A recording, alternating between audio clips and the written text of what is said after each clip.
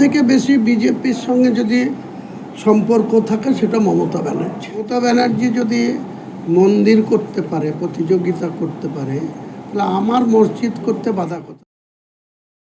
নতুন একটি রাজনৈতিক দল লঞ্চ করা হয়েছে যার নাম জনতা উন্নয়ন পার্টি।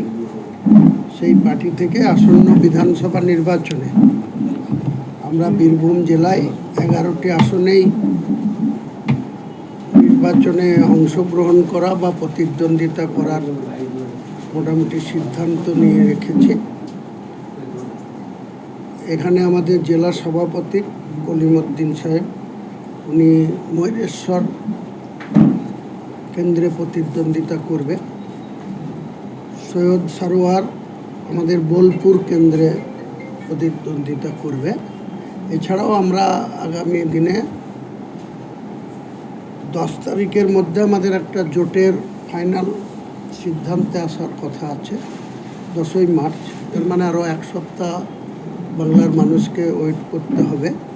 আমরা বিজেপির বিরুদ্ধে এবং তৃণমূলেরকে উচ্ছেদ করা, তৃণমূলকে ক্ষমতাচ্যুত করা এবং বিজেপি সাম্প্রদায়িক বিজেপিকে বাংলার গদিতে বসতে না দেওয়াই হচ্ছে আমাদের মূল উদ্দেশ্য। কাজে আপনাদের এই পবিত্র বীরভূমের মাটিতে বোলপুরে দাঁড়িয়ে যেহেতু আমি এসছি, সকালবেলায় আবার আমার দু একটা জায়গায় ছোটখাটো প্রোগ্রাম আছে, সেরে পাথর চাপড়ি হয়ে আমি আমার জেলায় ফেরত যাব।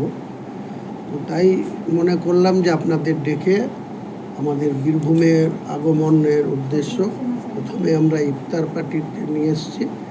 এখন আমরা যেহেতু একটা রাজনৈতিক ব্যক্তিত্ব, আমার দল আগামী আসন্ন বিধানসভা নির্বাচনে অংশগ্রহণ করছে, কাজেই সেখানে আমরা বীরভূমেও আমাদের সক্রিয় অবস্থান ক্লিয়ার করার জন্য আপনাদের দেখেছি। দাদা, ভোট নির্বাচনে কি আপনি আসবেন প্রচার করতে? নিশ্চয়ই আসবো।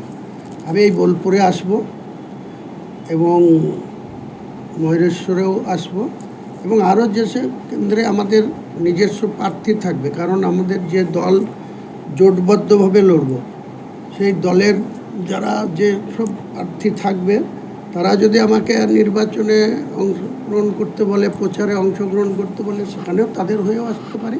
তাছাড়া আমাদের জনতা উন্নয়ন পার্টির প্রতীকে যারা লড়াই করছে তাদের হয়ে তো অবশ্যই আমি নির্বাচনী প্রচারে। দাদা, তৃণমূল বারবার দাবি করছে হুমায়ুন কবির বিজেপির বি টিম কিছু মুসলমান ভোট টানার জন্য তাকে ব্যবহার করছে, এই বিষয়ে কি বলবেন? তৃণমূলের সঙ্গে এই কথার কোনো উত্তর কাউন্টিংয়ের দিনে পেয়ে যাবে, কারণ তৃণমূলের মূল লক্ষ্য হচ্ছে মুসলিম ভোটটাকে নিজেদের পক্ষে নেওয়া, বিজেপির জুজুর ভয় দেখিয়ে। মমতা ব্যানার্জির একটাই উদ্দেশ্য যে বিজেপি এসে যাবে। সব থেকে বেশি বিজেপির সঙ্গে যদি সম্পর্ক থাকে সেটা মমতা ব্যানার্জি। বিজেপি এখানে হিন্দুত্ব প্রতিষ্ঠা করতে চাইছে। মমতা ব্যানার্জিও মুসলিমদের ভোট নিয়ে তিনবার মুখ্যমন্ত্রী হয়ে তিনি জগন্নাথ ধাম করছেন, তিনি রাজারহাটে দুর্গায়ন করছেন, কখনো তিনি শিলিগুড়িতে মহাকাল মন্দির করছেন, কখনো তিনি রেড রোডে প্রতি বছর দুর্গা পুজো আসলেই তাদের অনুদানের পরিমাণ দিন দিন বেড়ে 1,10,000 হয়েছে 2,000। এগুলো তো হিন্দু তোষণ করা। তাহলে মুসলমানদের ভয় দেখিয়ে ভোট নেবে, সেদিন মমতা ব্যানার্জি চলে গেছে। বিজেপিকেও আমরা যোগ্য জবাব দেব। এই হিন্দুত্ব করা লিডার অফ দ্য অপোজিশন, তিনি ডাইরেক্ট বলেন, একটা ক্যাবিনেট র্যাঙ্কে চেয়ার হোল্ড করে আছেন এলওপি হিসাবে, তিনি বলেন আমি হিন্দুদের নেতা, হিন্দুদের ভোটে বিধায়ক। কোনো জনপ্রতিনিধি এইভাবে গণতান্ত্রিক দেশে গণতান্ত্রিক উপায়ে নির্বাচিত হওয়ার পরে এই ধরনের কথা বলা অসাংবিধানিক বা অনৈতিক। তারা বলতে দিন। তিনারা যদি, মমতা ব্যানার্জি যদি মন্দির করতে পারে, প্রতিযোগিতা করতে পারে, তাহলে আমার মসজিদ করতে বাধা কোথায়? সবাই জানে, ভারতবর্ষের মানুষ জানে, বিজেপি মসজিদ ভেঙেছিল 1992 সালে। তারপরে 2024 সালের 22শে জানুয়ারি প্রধানমন্ত্রী সেই রাম মন্দির উদ্বোধন করেছেন ঘটা করে। সেখানে তাদের এত সংকীর্ণতা যে রাষ্ট্রপতি মহোদয়া দ্রৌপদী মুর্মু তাকেও সেখানে ইনভাইট করেনি। এটাই তো হচ্ছে বিজেপি। তাহলে বিজেপি আজকে অমিত শাহ বলেছে যে আমি নাকি মমতা ব্যানার্জির হয়ে করছি। আমি অমিত শাহকে প্রশ্ন করি যে আপনি আপনার সঙ্গে বা আপনার মোদিজির সঙ্গে মমতা ব্যানার্জির বা কেন আজকে এত টাকা কোটি কোটি টাকা খরচ করে সিবিআই ইডি তদন্ত কি হলো? অভিষেক বন্দ্যোপাধ্যায়ের বিরুদ্ধে কেন ব্যবস্থা হয় না? কেন এখনো পর্যন্ত পার্থ চট্টোপাধ্যায় কোটি কোটি টাকার দুর্নীতি করে 3 বছর জেলে থেকে আবার তারা জামিন পেয়ে যায়? তাদের বিরুদ্ধে কেন আপনারা কোনো বিচার ব্যবস্থা দিয়ে সাজা দেওয়াতে পারেন না? বড় বড় কথা বলছেন আপনি। আপনি ভারতবর্ষের স্বরাষ্ট্রমন্ত্রী, আপনি হুমায়ুন কবিরকে টার্গেট করছেন যে আমি নাকি মমতা ব্যানার্জির বি টিম, আর মমতা ব্যানার্জি বলছে আমি বিজেপির ভোট কাটোয়া। আমি বলছি 2,62,00,000 মুসলিম ভোট আছে, তার মধ্যে 40 লক্ষ মতো নন বেঙ্গলি মুসলিম। তাদের ওই জাভেদ খান, ববি হাকিম, নাদিমুল হক, গুলাম রব্বানি, এরা সব নন বেঙ্গলি মুসলিম। প্রায় 20-22 লক্ষ ভোটার আছে।